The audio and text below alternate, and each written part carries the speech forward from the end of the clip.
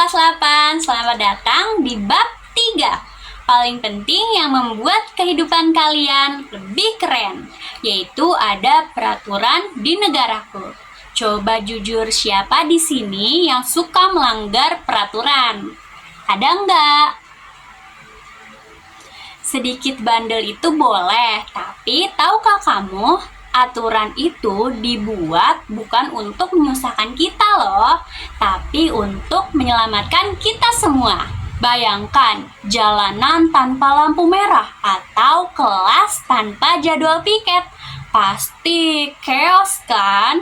Peraturan itu ibarat GPS di dalam kehidupan kita. Dia memandu agar semua berjalan tertib, aman, dan adil. Aturan itu ada di mana-mana. Mulai dari yang paling personal, aturan di rumah, kemudian aturan di sekolah, kemudian aturan di masyarakat. Semua aturan ini punya tujuan emas, yaitu untuk menciptakan harmoni dan ketenangan.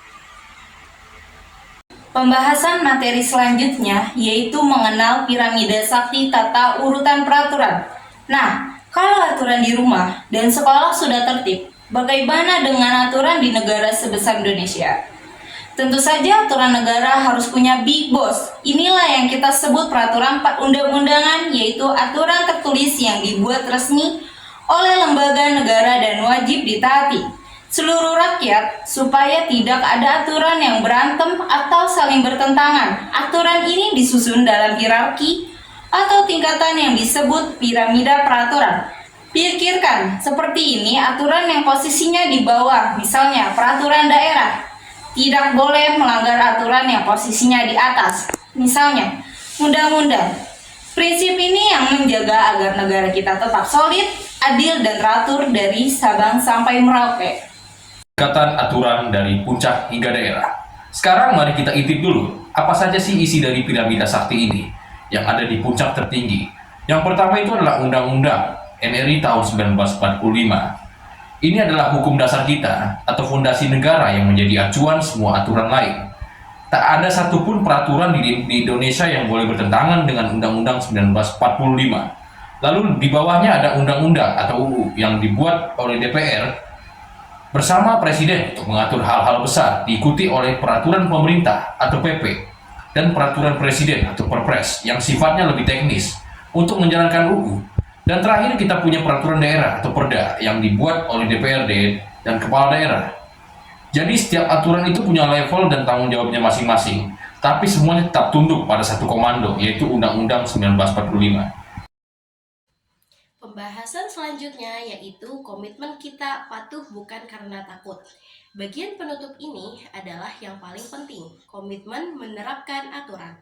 Percuma tahu semua tingkat aturan kalau kita sendiri malas melaksanakannya kan?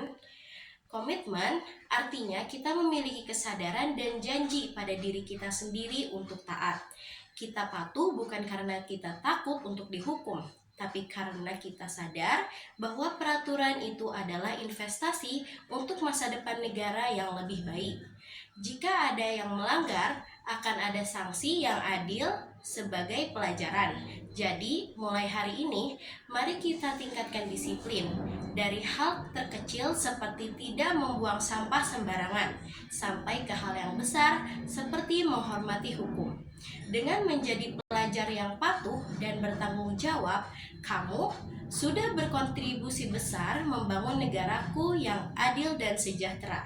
Sekian video pembelajaran kita hari ini mengenai peraturan di negaraku. Sampai berjumpa di video selanjutnya. Selamat masuk.